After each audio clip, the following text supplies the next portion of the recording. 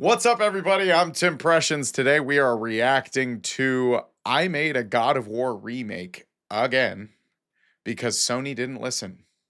So this is by Ollie Filmworks. So I'm excited to give this a look because obviously I do a lot of God of War themed kind of content. The links for the original video are below. Give this dude some love.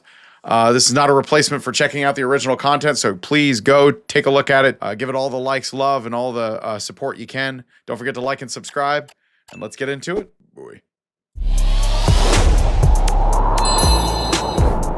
I am so disappointed. I was at least expecting a remaster for the 20th anniversary, and all we get is Same. this piece of... Sony, you're not even listening, are you? Forget about it. I'm gonna do it myself. For the record, it wasn't that bad. I agree. I wish we would have got more, but I'm thrilled they at least gave us something. There's a lot of companies that don't even do that. And this time, we're gonna have a brand new Kratos design, Undead Legionnaires, the GNC, and the Hydra. Just wait, Sony. Okay. This is gonna be everything you never gave us. I'm gonna start with the brand new Kratos design, since the previous one didn't get much love. For the new design, just imagine Kratos from God of War 3 having a baby with Kratos from God of War Valhalla. Wait. My likeness approves. I took the negative comments seriously and decided to fix all the issues we had with the previous design. Like His mouth looks weird. Fixed. You think he was so skinny? Fixed. Doesn't have six-pack abs. Fixed. Why does he have 4 toes? Those are not 4 toes, you idiot. The pink is covered by the sandals. I even changed the tattoo and made it a bit sharper. Much meaner. Much stronger. Much Kratos.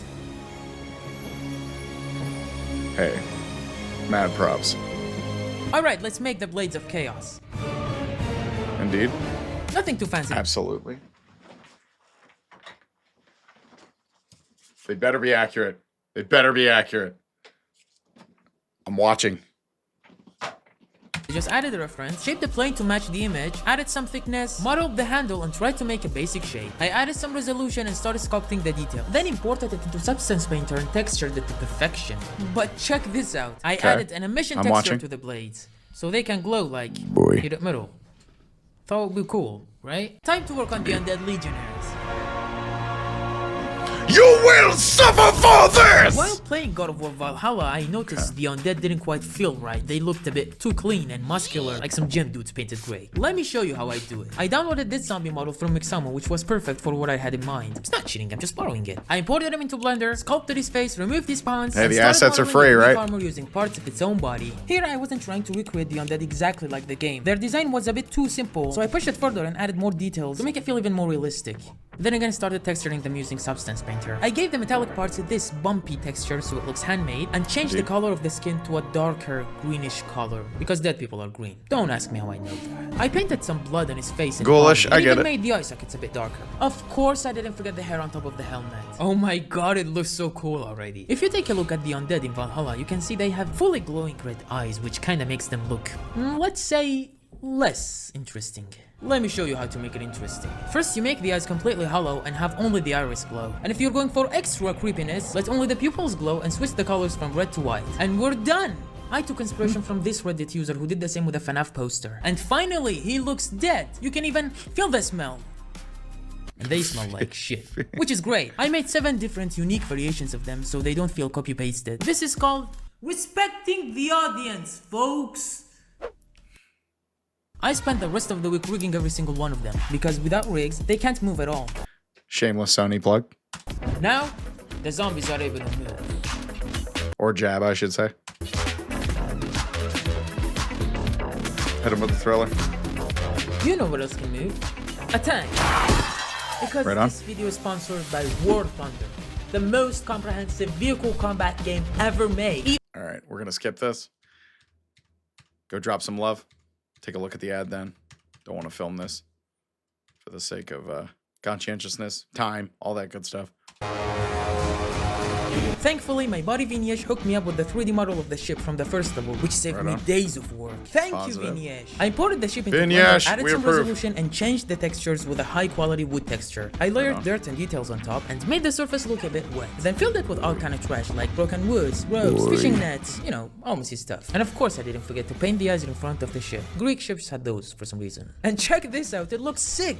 For the environment, I scattered some rocks and stones I found online, and tried to make it close to the original. I kept the original game open on my second monitor to use as a reference. To create the ocean, I added a plane and applied an ocean modifier on it. Then animated the displacement to simulate ocean waves, and created a translucent watery material for it. Pretty simple, but works like a charm. I then threw in some PNG images of broken ships in the distance to give it some sense of chaos. For this guy, I just used the video footage in the background, no big deal. And it looked fine until the camera moved. So I went back to the original game to see how they did it, and turns out they used animated cloud textures on a sky dome. So I tried doing that by adding a sphere, slicing it in half and throwing some cloud textures. I animated the clouds to move and even layered some more clouds on top of it for extra drama. And it actually worked! I wasn't so confident about it in the beginning, but it turned out really well. For lighting the scene, I used the sunlight and applied an HDRI, and it looked amazing! Until I changed the camera angle and suddenly everything looked flat. You know, here's the tricky part. Just because something looks cool and cinematic from one angle doesn't necessarily mean it looks cool and cinematic from other angles as well. But I have an idea. If I make the lights track the object and parented them to the camera, that way no matter where the camera moves, the lighting always follows. And I can't believe it actually works! You can see the differences before and after using this technique. It even applies on our environment. Honestly, I wasn't expecting it to be so good. Did I just invent a new way of lighting? I definitely deserve an Oscar for this now. Next up comes something pretty cool. Remember this hatch on top of the ship where the undead trying to break through? For my version, I made the chains move naturally with the hatch and added one of the undead underneath, as if he's stuck there and can't break free. Poor guy. If you look at the original game, you can see the waves hitting the ship and splashing everywhere. So I created that using water simulation. Oh my god, it looks so realistic. I even added some ropes and cloth moving with the wind to make the scene more stormy and dynamic, and with that, our environment is finished! Alright. Now comes the moment I've been the most excited about. The Hydra! Stick around because the way I built this beast will blow your mind. I extracted the 3D model from the game. Wait, I'm not stealing, I'm just borrowing it. Yeah, so I added some resolutions, copied some scales and details until it looked okay. After finishing the details, I imported it into Substance Painter and gave it a basic brownish green color. I gave it a rough scaly skin to make it feel like a giant snakefish, and also painted a reptilian diamond-shaped pattern on its back, like you can see in poisonous snakes. I didn't like the original teeth, so I removed them and replaced them with even better looking ones. And even added some terrifying eyes. I also didn't like the ears, so I changed them with a fishy fin-like ears. Oh my god, this is so cool. I also decided to give him an extra eyelid, which you can see in reptiles. I thought it would be cool to include that also. Ladies and gentlemen, the Hydra! Now the Hydra is ready and everything's set. It's finally time to make the shots and bring it all together. Because trust me, the Hydra is nothing compared to what you're about to see. The first shot we're going to make is the iconic opening where Kratos faces the undead. So I dropped Kratos in the scene and animated him taking a few steps forward before grabbing his blades. And here's the tricky part. You can't just make a character grab something in 3D. Doesn't work like that. Instead, we make two duplicates of the object. One on the ground, one parented to his hand. And when he grabs it, the sword on his hand appears and at the same time the one on the ground disappears, giving the perfect illusion that he's picking it up. In our case, works perfectly. In my previous video, a lot of you didn't like how Kratos' face moved. Some of you said it was janky, weird, or even garbage. So this time I spent way more effort and even gave him facial wrinkles to make it even more believable and layered tons of animation on top. And after a lot of effort, here's what I got. Subscribe! Nah, I'm just kidding. Here's how it really looks. I did not see that, boy. I will send you back! Then I ran into You will suffer for this! When animating Kratos. His shoulders look weird as fuck! You guys actually pointed that a lot in my previous videos, saying stuff like, his shoulders look off, Kratos is disabled. Some of you even said he has fucking boobs! The easiest way to fix this mess is by using shape keys. What it basically does, you go to the frame where the shoulders start looking weird and fix them manually by using sculpting techniques. Now you can see the shoulders are moving naturally. And with that, our first shot is finished! For the next shot, I'm going to remake this scene, but for my version, I wanted to introduce the undead one by one, so the camera slowly pans from left to right, until finally the last one roars at the camera. This idea was inspired by this amazing shot from God of War 3. I don't always hand animate my characters manually. This way it will take forever. Sometimes I download free animations online, and tweak them until they look exactly how I want it. And here you can see the results before and after editing the animation. Since it's raining in our scene, I tried to make the skins look a bit wet, and even added some droplets on the helmets using simulation nodes. I also made the hair react to effect. motion and wind so it looks way cooler, and even made their glowing eyes flicker slightly, giving them a creepy, possessed vibe. And with that, shot 2 is finished. For shot 3, the original idea was super short. The zombies show up, a small Hydra pops up in each one of them, then Kratos feels something behind him, he turns around, there's the giant Hydra, and that's it. But honestly, giving my audience that after they...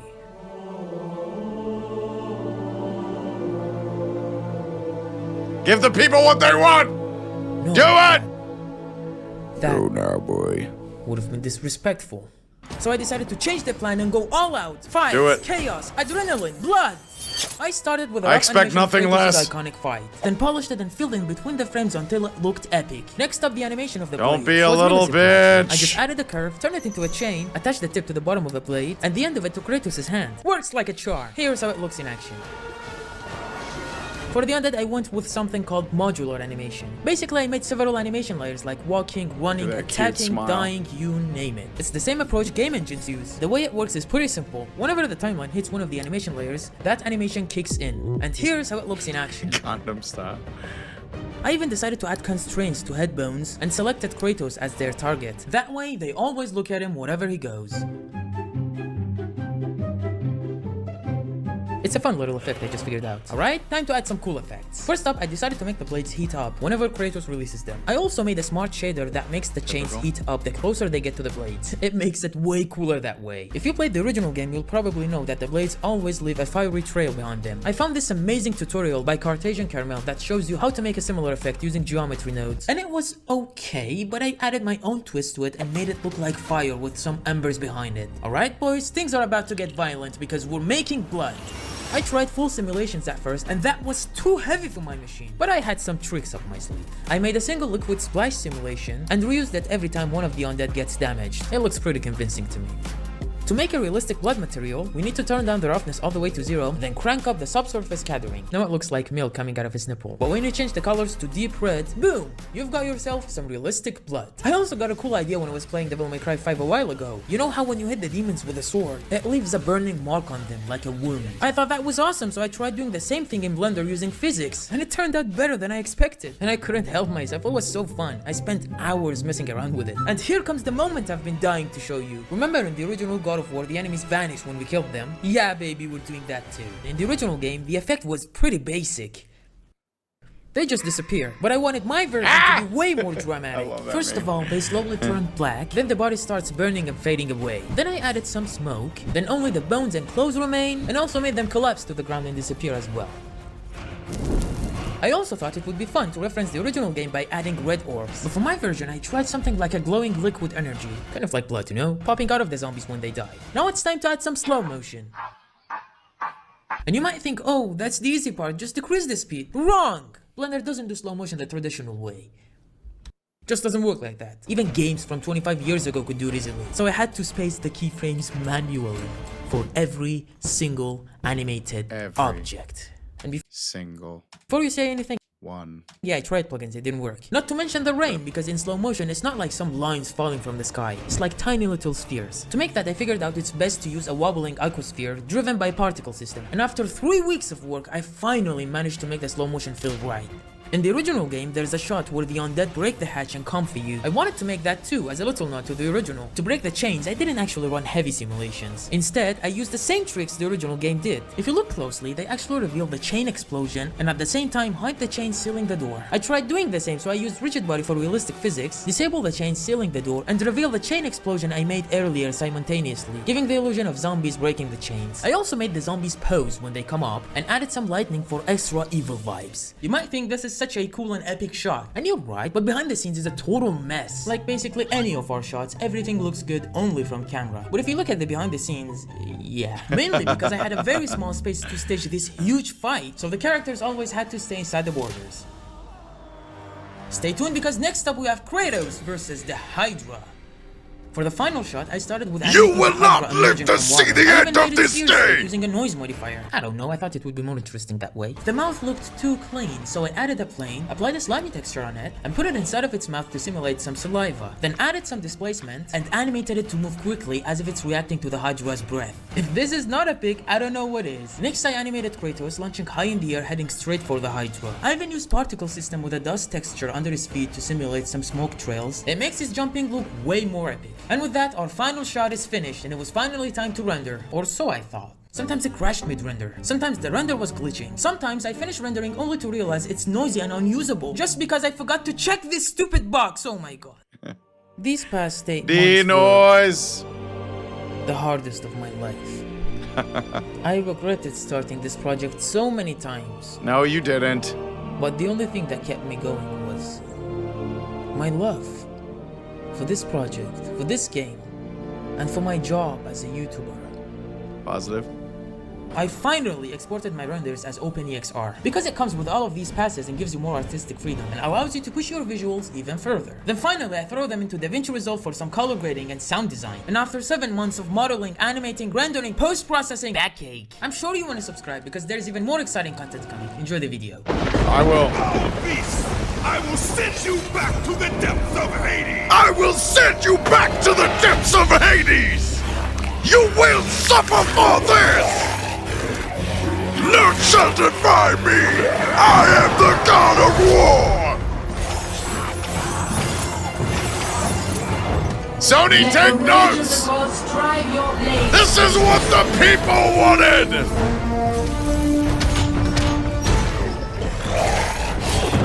Right on, kid, let's go! I will make you suffer! Come get these hands!